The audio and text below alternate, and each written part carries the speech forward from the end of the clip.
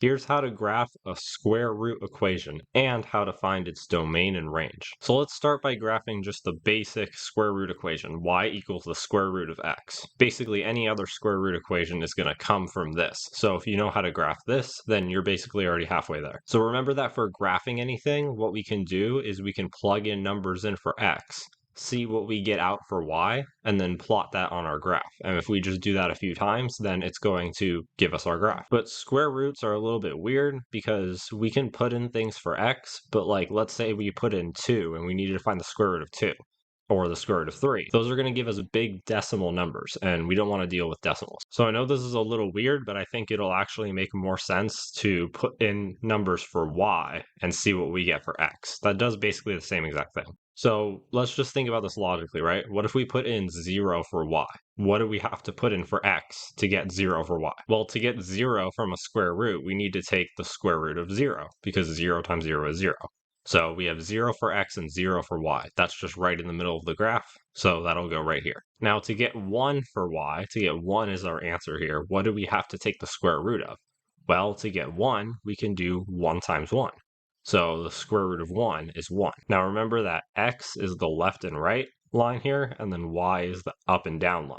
So when x is 1, that means we need to go to the right 1. If it was negative, we would go to the left. So we need to go to the right 1, and also y is 1, and y is up and down. So when y is positive 1, that means we need to go up on the graph, up 1 square. And this is going to be our second point. Now, what do we have to do to get 2 for y? What do we have to take the square root of to get 2? Well, to get 2, we need to take the square root of 4. The square root of 4 is 2, because 2 times 2 is 4. So x is 4. Remember, x is to the right. So we need to go to the right 4 squares. So 1, 2, 3, 4. But we only have to go up 2, because y is 2. So we're going to go up 1, 2. And we're also going to have a point right here. And now this isn't going to get plotted on our graph because it's going to go off the graph, but to get 3, we would have to take the square root of 9. The square root of 9 is 3.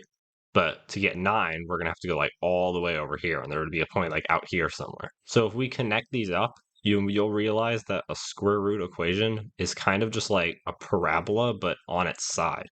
And it also only has one part. You may be asking yourself, well, if you took the square root of 4, for example, that's 2, but isn't it also negative 2, like 2 and negative 2? And yes, that's true. If you take negative 2 times negative 2, you'll also get 4. But when we have a square root sign, that usually just means the positive answer. And also, if you don't remember this, that's fine, but you might remember from functions that if we had this part here as well, and we did the vertical line test, which is basically how you find out if it's a function, you hit it more than once, which means this wouldn't be a function. For it to be a function, we have to only take the positive amounts. So there we go. We have already graphed y equals the square root of x. But what about its domain and range? How do we find those? Well, if you're not sure what domain and range are at all, I do have a video on it, so that'll be on the card on the screen if you want. But essentially, domain just means all the numbers that you can put in for x. And range just means all the numbers that you can put in for y. So a lot of the time, the domain is just all real numbers, because it's like, well, what's stopping you from putting in any number for x, right? But in this case, it actually is stopping us. Remember, x is left and right.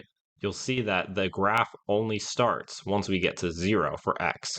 So if we were to put in any negative number for x, it would be over here, which there is no graph here, right? So that means you can only put in a number for x if it's 0 or higher. So the way we write this is we have our first number, the lowest number we can put is 0, and we can keep putting numbers on into infinity, because remember, this arrow means the graph goes on forever. So we're going to put 0, comma, infinity. And then we're going to surround it by either a bracket if the number is included in the answer, or a parenthesis or parenthesis or whatever if it's not included. So in this case, can we put in exactly 0?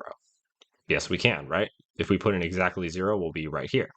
So yes, 0 is included, so we're going to put a bracket. But even though this goes on forever, infinity itself is not a number. You can't actually put in infinity. So we're going to put a parenthesis around infinity. Now, what about for range? What numbers can we put in for y? Well, it's actually going to be the same thing, right? We start here at 0 because y is up and down. And if you go anything above that, you can actually keep putting in numbers here. And I know it looks like you can't put in numbers like around here, because there's no graph here, but eventually there will be graph here. This goes up infinitely, just pretty slow. But you can't put numbers in down here because there's no graph here. It just stopped. So anything above 0 we can put, just like for x. So we're going to put the same thing as x. You can put 0 all the way up to infinity. So this is the final graph of y equals the square root of x, and this is our final domain and range. So now let's look at what happens when we get a little bit more complicated square root equations. All right, how do we graph this? We need to graph y equals the square root of x minus 2. That's all in the square root. And then we have plus 3, which is outside of the square root. So there's a couple ways that we could go about this. The first way is that we can just do the normal thing of plugging in numbers for x, see what we get for y. You'll probably run into decimals and stuff, but eventually you'll get the right graph. But there's actually a faster way that we can do this that's based on what we did before, just finding y equals the square root of x. Because it turns out that graphing this is actually exactly the same as when you're doing normal transformations. If you don't remember what transformations are, it's basically like when you had y equals x squared, and that's like a parabola, it looks like this. And then when you attach plus 1 to the end, the whole thing moves up 1. Or when you had x minus 1 squared, the minus 1 is on the inside, you move it all to the right. If you don't quite remember how transformations work, or if this just doesn't sound familiar to you, I do have a video on it, so you can go ahead and watch that because these rules are going to be very similar. So basically, we're going to start with what's called our parent graph, which in this case is what we graphed earlier, which is just y equals the square root of x. The parent graph is basically just the original graph that we're then changing by adding numbers to. So our graph from before, remember, was at 0, 0, and then the square root of 1 is 1, and then the square root of 4 is 2. And let's go ahead and graph that. So this was our original graph, but now we need to figure out how this minus 2 changes the graph and how this plus 3 changes the graph. So first, let's look at this minus 2 here. This minus 2 is inside of the square root. So this would be like if you were transforming the parabola and you had the minus 2 inside of parentheses. Well, the rule for this is if the number is outside of parentheses, it means you're going up and down. But if it's on the inside, it means you're going left and right because you're changing x here. We are subtracting x by 2. And x is left and right values. But the weird rule that applies to when you're doing parabolas or anything like that is the same weird rule here.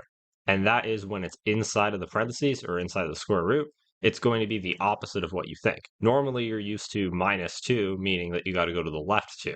But for left and right, it actually means you're going to the right 2. In the transformations video, I kind of have an explanation of why that is. But just for now, just remember that left and right is the opposite of what's normal. But up and down, that doesn't change. So this is going to move us to the right too. But what about this plus 3 here?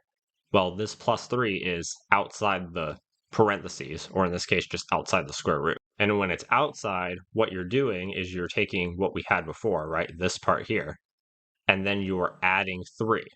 You're actually adding 3 to y. So when we're outside of the parentheses, that means we're going either up or down. And in this case, there's no weird rule here. Positive means you're going up and negative means you're going down. So in this case, this is going to move the graph up 3. So what we're going to do is we're going to take this middle point here, the point that's kind of holding this graph in place, and we're going to move it according to what we just found out. So first we need to move it to the right 2. So we're going to go 1, 2. And then we need to go up 3. So we're going to go 1, 2, 3. And this is going to be where our point is. This is where our middle point was, and now this is our new middle point. And now we don't have to plug in any more numbers, right? We know what our square root graph looks like, so we just need to regraph it, but starting here. So this is our 0, 0, and we also have a point over here, and we have a point over here. All we're doing is just replicating what's over here. We're just basically copying and pasting, but in a different place. So we're going to draw the line through it as well. And this is going to be our final graph of y equals the square root of x minus 2 plus 3. And this green part's not actually part of our graph, so we can just go ahead and erase this. Now, what about our domain and range? How do we find those? Well, remember that domain just means x, the x values that you can put in, and range means y. So what x values can we put into our graph? Well, before we could only put anything that was 0 or higher, right? But in this case, we actually can't put 0 because if you put in 0, there's no graph there, right? The lowest number we can put is actually 2. because here is 2, right? It's 2 to the right. 1, 2. Once you go 2 to the right, that's where the graph starts. And then after that, it just goes on infinitely, and you can put in any number. So you can put in any numbers from 2, starting at 2, all the way on forever to infinity. And like before, we can put a bracket on the 2 because the 2 is included. We can put exactly 2, but we can't actually put in infinity. Infinity always gets a parenthesis. Now, what about our range? What numbers can we put in for y? Well, looks like you can't put in any number right here. You can't put in any numbers for y until you get to here, and then it just goes up infinitely, and you can put whatever you want. So it looks like you have to go up 1, 2, 3. You have to go up 3 boxes before you get any graph. So we have to put in 3 for y or higher, and you can put in any number that's bigger than 3. And exactly 3 does work, so we're going to put a bracket and then in parentheses for the infinity. So there you go. This is our final graph, and this is our domain and range. Now here's one last rule that I want you to be aware of. There are other kinds of transformations you can do, but those are all explained in the transformations video if you want to watch that. But there's one special case that has to do with square root equations. And this special case happens when we put a negative sign next to x on the inside of the square root. So for transformations, you might remember that if we put a minus sign on the outside, like for example, minus x squared, whenever you put a minus sign, everything gets flipped upside down. So if you had a parabola like this, then it would turn into this. And the same thing is true for square root equations. If you have a minus sign on the outside of the square root of x, then everything gets flipped upside down. So all the points, like this point here, gets flipped upside down. It's like a mirror here. It's just flipped to the other side of the mirror. And then this point here was 2 up, now it's going to be 2 down. And then we'll graph our new upside down equation. So this would be if the minus sign is on the outside of the square root. But in this case, it's actually on the inside, because before we're taking what we had, which is y, and then attaching a minus to it. So things are being flipped in the y direction. But in this case, we're actually attaching the minus sign to the x.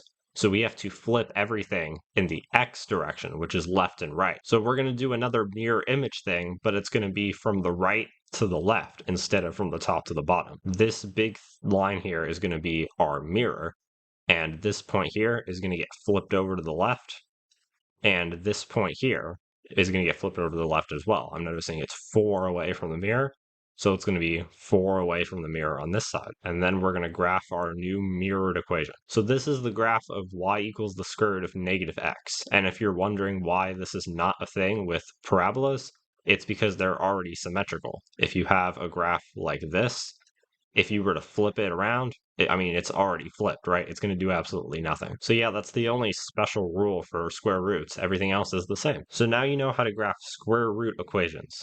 But what about cube root equations? Well, turns out you can graph those too. So if you want to learn how to graph them, you can watch this video right here. And as always, if you have any questions about this video, go ahead and leave it in the comments, and I'll be sure to answer your question. Thanks for watching.